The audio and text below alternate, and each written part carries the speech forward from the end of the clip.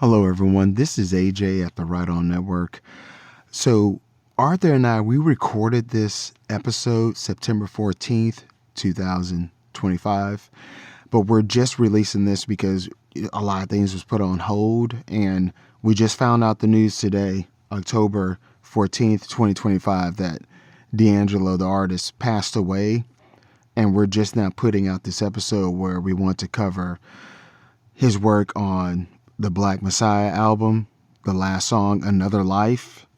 So we want to give respect to the artist and his family and all his fans that will miss this guy because he put out phenomenal work, phenomenal career.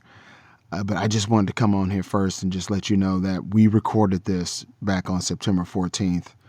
But we still want to honor him. We're going to release this episode, and in the future, on our Patreon page, we're going to talk more about D'Angelo and his career. So thank you guys for listening.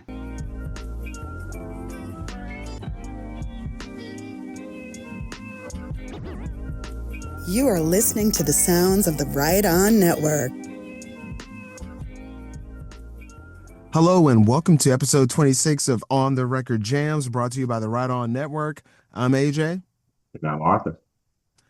And on this episode of On the Record Jams, we are bringing you the record Another Life by D'Angelo on the Black Messiah album that came out in 2014, which I'm going to go ahead and put my cards on the table. That was my album of the year. What's going on, guys? Hello. And before we get started, I do want to thank our Patreon subscribers because when this show got added, it was because of the support of you guys. So you went to patreon.com/rightonnetwork. And if everyone that's listening, if you want to be a Patreon supporter, for a little as $1 a month, a little as a cold cup of coffee, you can go to patreon.com/rightonnetwork. That's WRIGHT on network. And that is Alan Wright. He's Bold Outlaw, boldoutlaw.com. Check him out. He's a Robin Hood enthusiast. He writes about Robin Hood and pop culture and Robin Hood throughout history. Delvin Sims, he's Merc Bandwidth on the music platforms. He's also the sound of the Right On Network. Merc Bandwidth. Cluck Trent, Kim Fedakowski, Mark Blair, listen to him on the Feathers and Foes podcast. It's about birds of prey. Paul Hicks over in Australia. Gotta love the Paul. Laurel Phillips, she's on the Huntress podcast. Check her out, the Huntress podcast. Laurel Phillips. You have Irredeemable Shag. He's over at the Fire and Water Podcast Network, and he has a lot of stuff going on there. Check him out. He does Just Society of America in the 1990s. Justin Steiner, he's Shoe Fly Pie on Substack. Shoe Fly Pie, Justin Steiner. Rick from Jeff and Rick Present Unpacking the Power of the Power Pack podcast. Chris Pine 1, he rocks. Bill Beer of the Bat Pod. April 5K. Check her out on the Manhattan Project where she talks about Friends and Seinfeld. And Straight Out of the Federation of Blake 7 podcast. The wonderful, great Jordan Holt and Clinton Robinson of Fan Film Fridays and Coffee and Comics. Guys, thank you. And if you want to support us here at On the Record Jams, go to iTunes, Apple Podcasts, write a review and rate us in any other podcatcher where you can write a review. That would help us a lot. So, Arthur, I put my cards on the table. We're talking about Another Life, where it closes this album. Talk about this album, D'Angelo, what have you. It was almost like a comet, man. So the thing about D'Angelo, and people know this story, is he showed up in the mid-90s. He was kind of bluesy. People really didn't understand him all that much, but he put a lot of paint where it wasn't at. And he had Raphael Sadiq with him sometimes from Tony, Tony, Tony. And it was just like, who is this guy?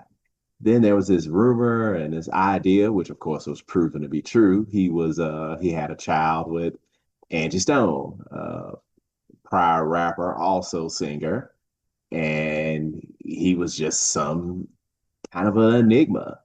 And he never really did much to break that mystique. So 95 was Brown Sugar. 2000, which people thought was forever, was Voodoo. And Voodoo, without going too heavy into it, was like, if you think about hip hop producers and the drums they sample, so many of them come from Voodoo. People love that album. and rightfully so, because it's excellent. And that's also the album that has How Does It Feel slash Untitled on it, also known by some people as the Naked Video song. Uh, So, Go ahead. okay, so speaking of the naked video song, so Judd Apatow, he did Freaks and Geeks in 1999, and that last season got canceled. And then he did this thing on Fox called Undeclared, and it came out during the 9/11 time, so it was really foggy, but it was about folks in college.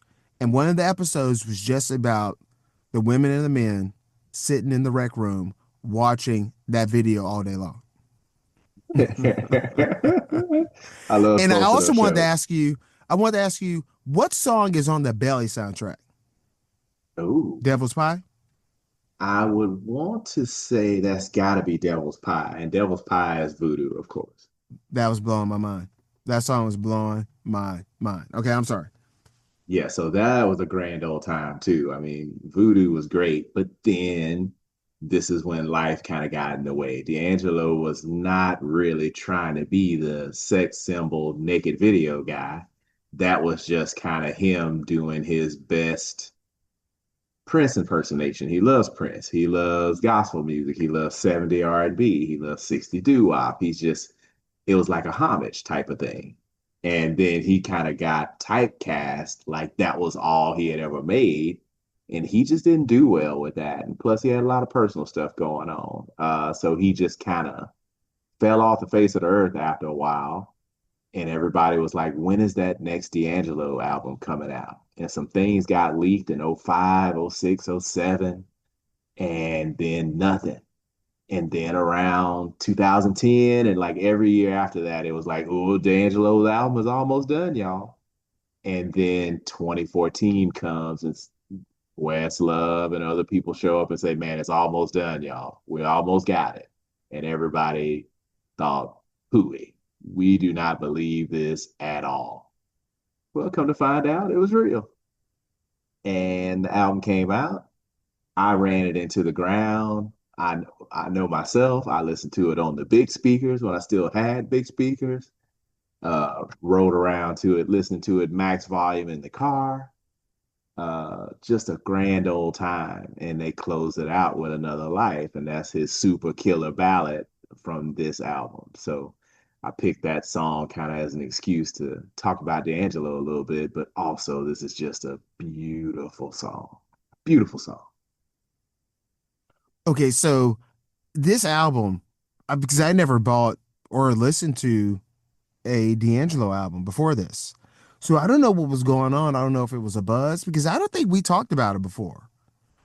I don't know why I bought it, but I bought it, and the first song on this album, it's my kind of stuff.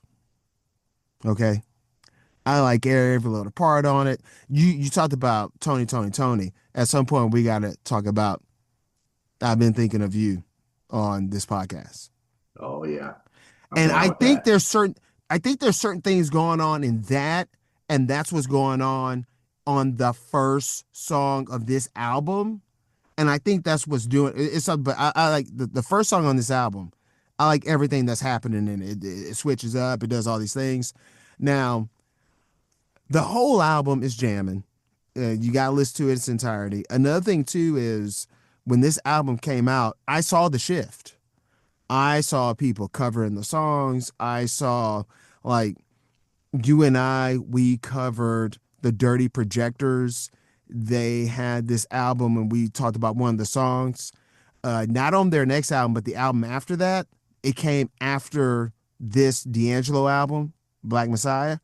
And I saw the change. I saw them like trying to cover this album like a lot of times. Like actually on two of their albums, they were trying to do like this D'Angelo stuff. So like I saw this album change culture. And this is one of those situations where it didn't get appreciated after the fact. People were all up on this one. They were all in the video. And rightfully so, because they waited And for it rightfully for so so. long. Yeah, so that was They wouldn't probably the believe it was gonna happen. buzz.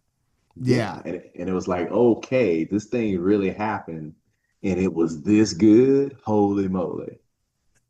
Langston Hughes, he has this this short story called Thank You, Ma'am. And there's a part where like this kid tries to rob this old lady. The old lady gets the best of him and drags him to her apartment. They try to change his life. But there's a part where like the kid knows that he's safe because the door's cracked open. And Langston Hughes, because it's like 1930s, it used the term the rumors, like the other neighbors, they were like the rumors. This he said he knew he was safe because the door was cracked open and he could hear the other rumors in the building. So he wasn't alone. And it seems like that's how this album should be played. It should just be like, hey, open your door, blast this thing. People come in, they kind of party, they talk, all this stuff. Everyone had a long day at work. We're enjoying this. It's Saturday morning. We're doing our stuff. Then we start cleaning, and this music should be played in the background. This whole album sounds like that to me. Now, going into Another Life, which closes out this album, I just love the production of it.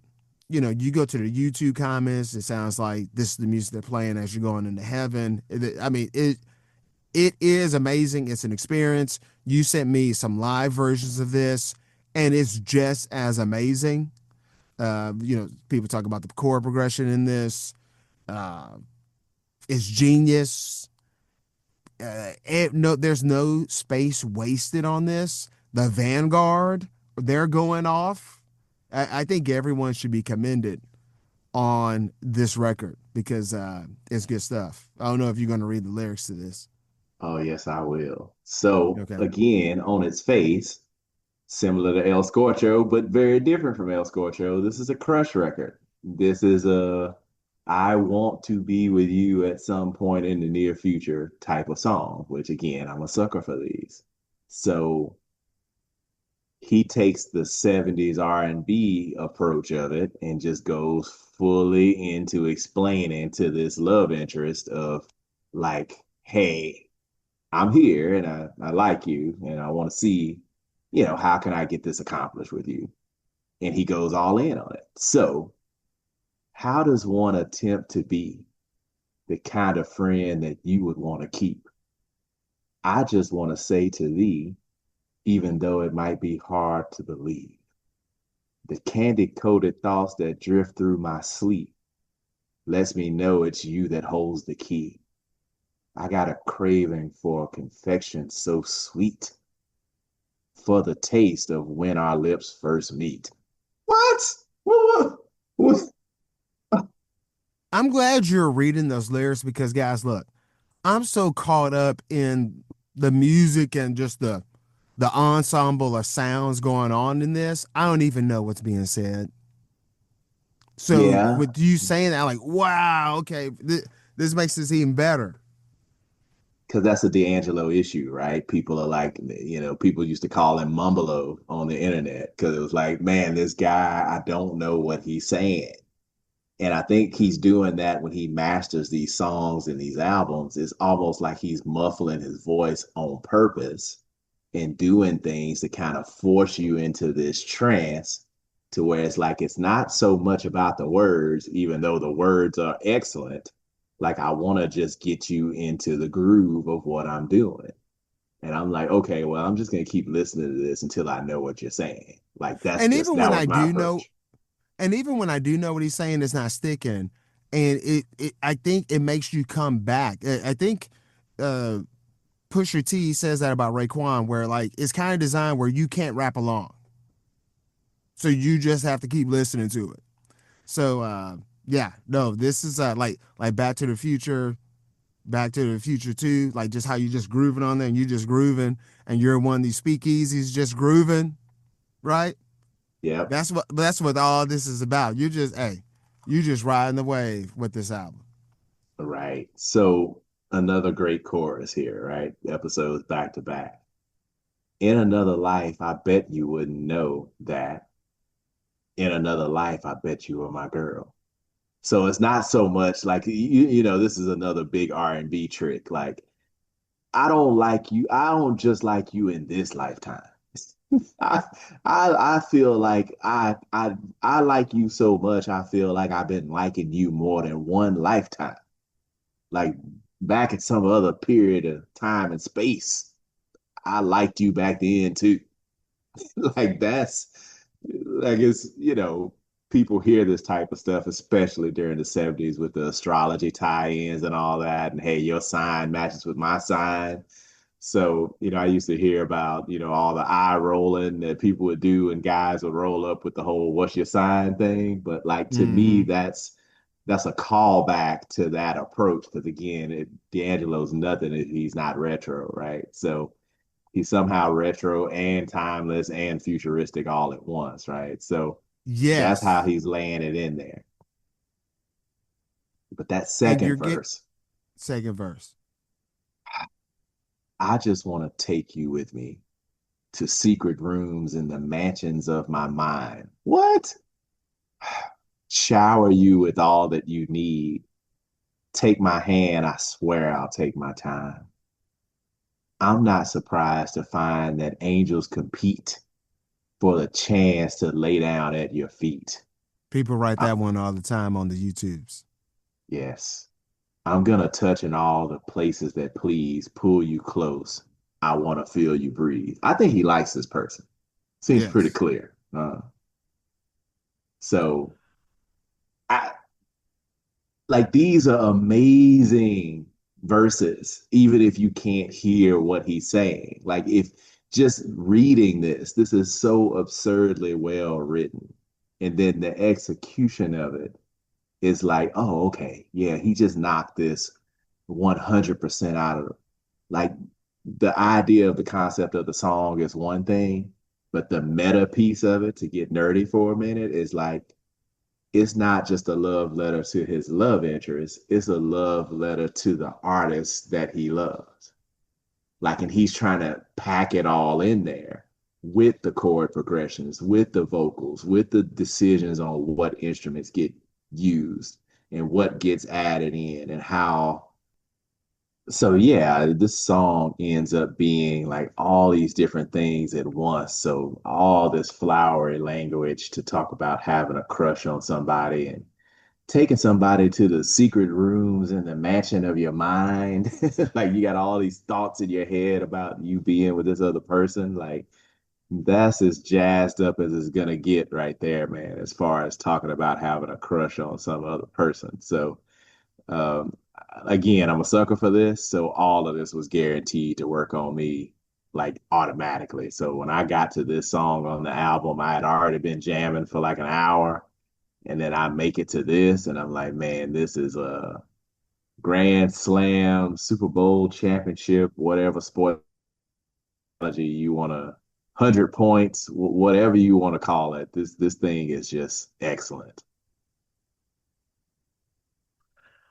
I just want to repeat this verse, the first one. How does one attempt to be the kind of friend that you would want to keep? I want to say to thee, even though it might be hard to believe, the candy coated thoughts that drift through my sleep lets me know it's you that holds the key. I got a craving for confection so sweet, for the taste of when our lips first meet. Now, mind you, that is also being said while it's just this cacophony of just sound going on, and it sounds like folding, like waves, like the sound is going down, but now another sound is coming in. So all of this is going on. So it is not doing something where it's like, hey, let's quiet it down so you can hear all this. So you're getting caught up in the moment. Plus, this is happening. The Yeah. Vanguard. Yeah, the Vanguard went to town. Like you said, everybody was getting some. It wasn't just the drummer getting some. It wasn't just the guy with the sitar getting some. Everybody was getting some. Mm-hmm. And all at the same time. This is a band just at the height of their powers, doing a lot of great stuff. And of course, he's got musicians galore all over this thing. Like it's a who's who of just great musicians from other bands in the past. And it's of course, Questlove is one of the writers, and Kendra Foster was a big part of this album as well. And so she was she was somebody that helped a lot of great things happen on this album, and this is just one of the other songs, that they were able to put together. So yeah, it's just wonderful.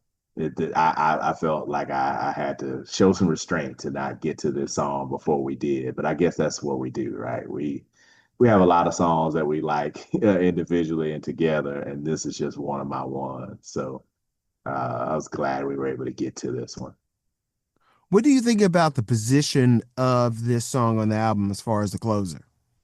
It's a D'Angelo thing, right? Like I think he likes to really get heavy on what he puts at the end of the album. Cause I think he also thinks about it from a standpoint of the killer ballad that's got to be at the end. And he views it like, well, you can't really top that, right? You can't just come after that. So on Voodoo, he made the like, How Does It Feel Untitled, and there's a song after that. And I think he had a problem with that. So I think when he came out with this, he was like, I'm going to do the killer ballad again, but nothing, that's going to be my last notes. That's how we're ending this album. We're going out on the killer ballad, and then that's going to be that. So that was the plan. So I think it's Yeah. perfect, right? I think when you try, because what are you going to sing for 30 minutes after this? Like, I don't know how you do it, right? Yeah. That's always a funny thing where if you do something like that where that's song two or song three, by the time you get to song four or five, you felt like you heard a whole album. So that's always tricky when folks do that because that it almost does that to me with the Thousand Deaths song. Because it's kind of a lot you got to go through for that, and that's just song two. Yep, So because that's sometimes like the that'll kind of devil's throw me pie. off. Yeah, that's Yeah. like the devil's pie of this album. So it's like, okay, he's bringing it. He's talking the talk. He's coming with it.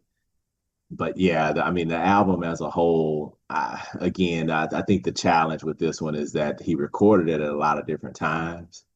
Uh, but still, man, this is another one of these supreme albums. And like you said, people were waiting on this one. So they didn't want to make the mistake of not giving it the love. People were starving for more D'Angelo, and they didn't think they had gotten to the point where they didn't think he was going to get it. They were going to get any more D'Angelo.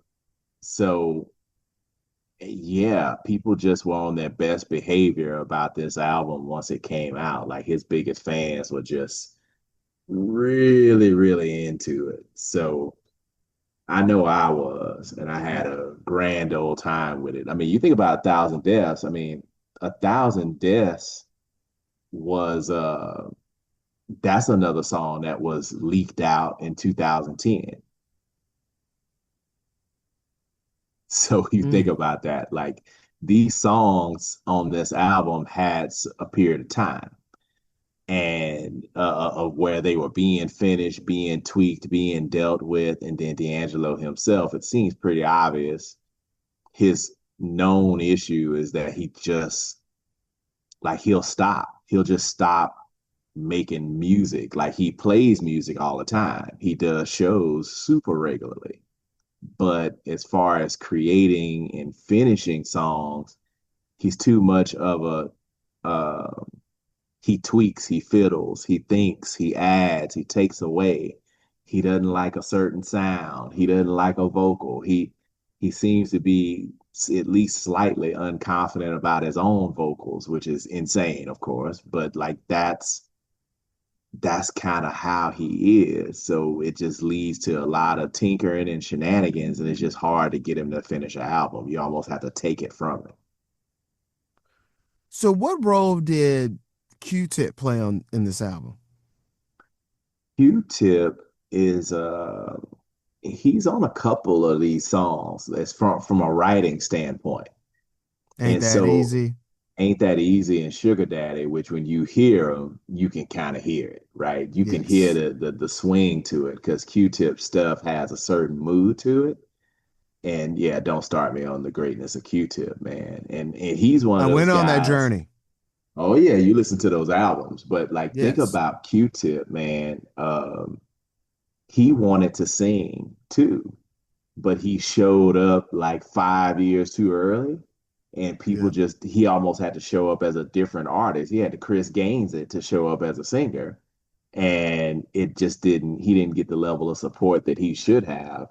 So I think as great as what we got from Q-Tip was his, what do you want to call it, his output, let's say, I think we could have got even more stuff if we would have gotten out of his way and just let him do it. Like I think we really cheated ourselves or the record industry or the record business, let's say. I mean, we talked about all the stuff they did and how that all went with Weezer and Pinkerton, but at least we got eventually got Pinkerton and got those guys to get back together. And like you say, the miracle that they're still making music, still doing performances. They've come out on the other end of how things went with Pinkerton. And I think in some cases with Q-Tip, we didn't actually get everything that we could have and probably should have gotten out of him if we just would have let him do it. Yeah, and then Questlove, what role did he play on this?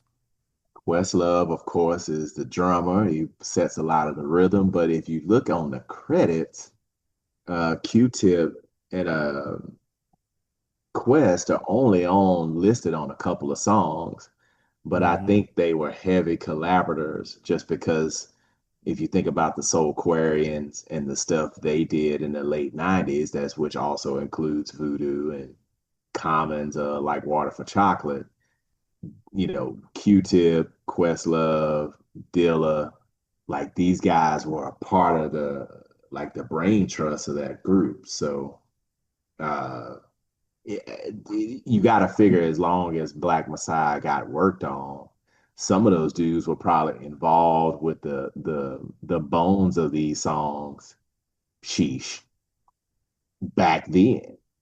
Because there was already rumors that D'Angelo was working on his third album back in 2000, 2001, 2002. So Wow. this album, to say it was a long time coming is like the biggest understatement of maybe our whole show's history, man. Like this thing got worked on for a long time, and then it didn't get worked on for a long time. Yeah, so Ain't That Easy. It opens this album. I freaking love Ain't That Easy. So Ain't That Easy, Sugar Daddy, Back to the Future Part 1, Back to the Future Part 2. I don't know if it's a reprise, it comes back. So all of that, if Another Life wasn't on this album, I would have been like, man, this is a classic and this is album of the year. And then boom, and Another Life is on here. So you sent me this live performance where these people heard Another Life years before the album came out. So what I guess what that would have been like for them was like, okay, we're gonna go to this D'Angelo show, and then boom, he hits us with this. So think about it. I went and saw him after Black Messiah came out. And because the internet is what it is, there was this whole thing about is he even going to sing Another Life? Because it's such an elaborate song Yeah. that he had, and again, confidence issues. He had concerns with not wanting to sing it live until he thought him and his band could really, really lay it out the right way. So there was people coming home from the show saying everything was great, but man, he didn't do Another Life. So I remember when I went to the show, I was like, man, I wonder is he gonna do it? I wonder is he gonna do it? And so he did like the James Brown style, like acting like you're gonna leave and come back, the whole encore thing. Mm-hmm. And so it, he was doing all the naming out the people in the band and showing love to the crew. And yeah, the same people that played on this album were the touring band too, right? So it's like with the exception being Quest wasn't there. But he's doing all that thinking I'm thinking the show is over. And like you're saying, I'm like, man, this is a great show, man. He hit the newer stuff, the older stuff. Man, he sounded great and it was just a good time. And I was like, man, this show kind of can't be over, man. I hope he does Another Life. And yeah, he goes into it to start doing it and then he stops. And I'm thinking, oh man, is he gonna not do it? And then yeah, He sung it and he sung the hell out of it. He killed it. And Wow. then the story became, was he gonna do the naked song, right? Was he gonna do Untitled? And so for Untitled, he was like, man, I gotta wait. I can't do this unless y'all in the right mood. You know how the artists in the live show, they be like, I'm only gonna do this if you do certain stuff. Like you're not loud enough or whatever, that whole thing. And so Yeah, he yeah, started and stopped 2 or 3 times, got everybody all lathered up and excited. And then yeah. he sang the hell out of that too. And so I was like, man, that show just made me feel even more confident. Like, man, this guy is awesome. Like, this dude is so good. If he can just, get out of his own way long enough and just do the music. But I think he's just one of those guys that I think the thing that makes him a great artist kind of makes him struggle as a person, man. So it's just he struggles getting that music out. He struggles letting it go. He struggles feeling like it's good enough. And I can imagine, like, if you're one of the musicians in his group, if you're one of his engineers, if you're Questlove, you're Q-Tip, you're his collaborators, trying to get him to finish something. I gotta imagine that drives people. He probably drives people completely crazy. Yeah. And maybe even like leave because like, hey, I gotta go make money somewhere. Well, right, because you can't be like waiting on. You're not gonna get paid off of his music if you're waiting on like you're not gonna get by on volume. But when it finally happens, man, the music is just supreme. Because and on another life, there's a lot of instrumentation going on, and they're in the pocket. So yeah, this sounds like something where, man, we're rehearsing all the time, and this is something because it's again like I think I talked about this where it sounds like a lot of this album sounds like everything is in one channel. However, on another life, I can hear all the instrumentation going on, and it's in sync. And it's like if you don't have great musicians and they're not tight, I can definitely see D'Angelo going, I'm not putting this out there until we're, in the pocket. Right. And he does this thing that people talk about where his drums are usually a tad behind on purpose. Ah, So he's doing tricks, like everything's a trick with this guy. Like he has a certain way he likes his drums to sound. And so when you get Q-Tip, you know, and you get Quest will talk about this like on purpose a lot. Like, man, he does this thing that's really hard to duplicate, and you got to have a certain amount of talent to play with him because, like you're saying, he's it's almost like he's in a different pocket all of his own. It's not just the standard stuff, even though the timing signatures are very straightforward. But the way he plays a little bit behind with certain instruments to get the sound he wants is kind of just a special thing that he does. And Jay Dilla did this a lot too. You talk about the Dilla, Dilla's had documentaries now. He's finally starting to quote unquote get some more of his flowers, but it's the same type of thing. So it would make sense that they were together because that was a big part of their deal is the way they deal with their drums. yeah, the music, it sounds like a water fountain where as water is going down, some others are arising. So like it never ends. And I think that's where people are getting that heavenly effect from, where these people on YouTube were saying like this sounds like music you're going into heaven, another life. Another Wow. life, man. Another life. Yeah, so this is album 3. This is official album 3. Yes. Yeah. Wow. He had a live album too. He had a couple of live albums, but it wasn't like an MTV Unplugged or anything. It's just like, hey, he did a show and they recorded it. And again, because he's such a big fan of music, in his live shows, he does a lot of covers, a Yeah. lot. And they are supreme, supreme covers. So You get your eyes and ears on those, and you can have another set of great time. People are asking about the shape I'm in. I hope they're not asking about my abdomen. Yes, Back to the things. I wish we can go back to the things how it was. The guy from Richmond, Virginia. Uh, you could say he's an old throwback. You could say he's retro. Uh, you say he's a big Prince fan. absolutely. Last thoughts about this one? Because I'm pretty sure we can revisit some of these songs on this album.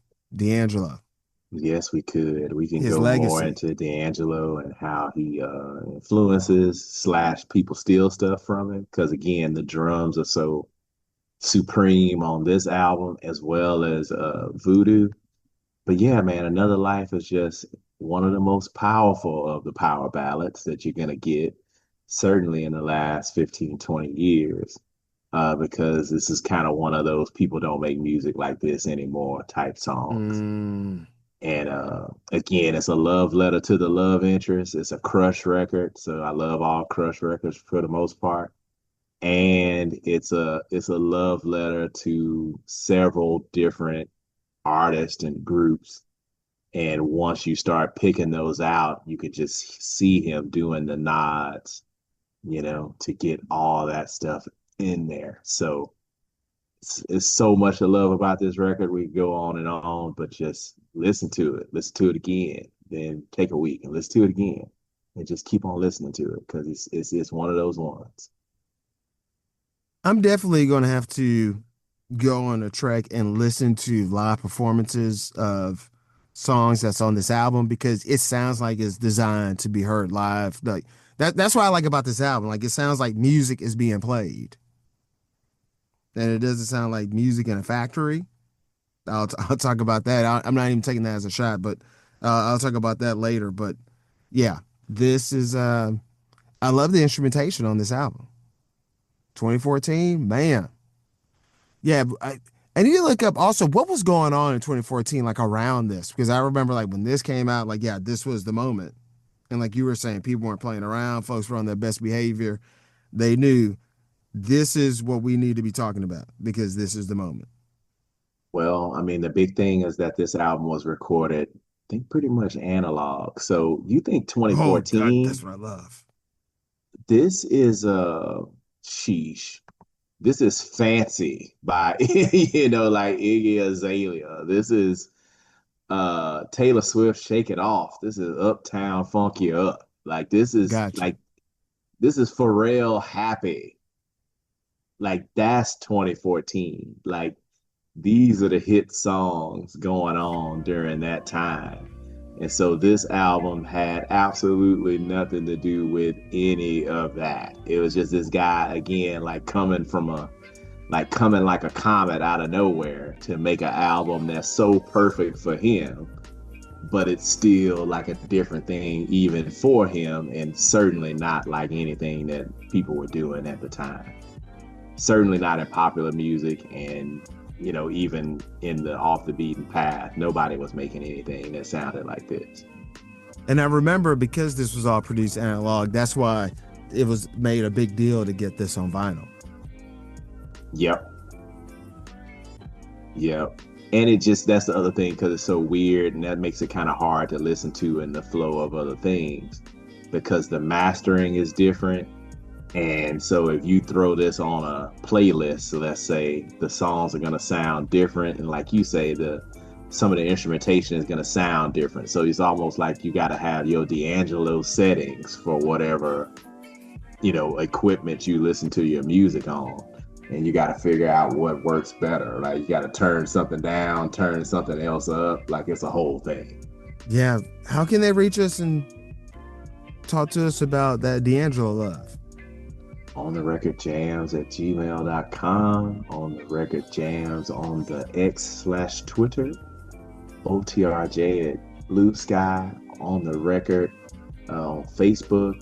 Also, if they go to anywhere where our podcasts are played at, or any of those formats, whether it be Apple Podcast, Amazon, YouTube, all those places. Go in. We have the comments activated so people can come in and talk that talk, and we can keep the conversation going about how big of a jam this is. Yes. Hey, do that. Let us know some of your favorite records on this album that came out in 2014. Make sure you hit that link so you can hear this record, Another Life, and go explore the live performances of Another Life. Impeccable. Amazing. So, hey, keep your lamplight trimmed and burning. And keep on jamming.